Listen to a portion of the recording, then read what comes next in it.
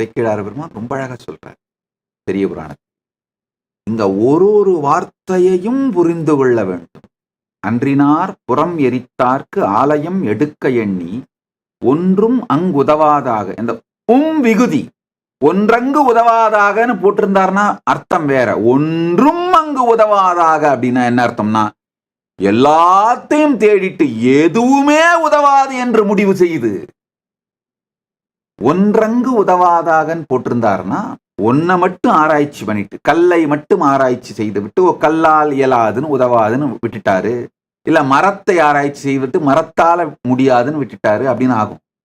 ஒன்றும் அங்கு உதவாதாக விகுதி சேர்த்ததனால் எல்லாவற்றையும் ஆராய்ந்து விட்டு எதனாலும் ஆகாது என்று, எதுவும் அங்கு உதவாது என்று உணர்வினால் எடுக்கும் தன்மை நன்று. கான்சியஸ்னஸ்,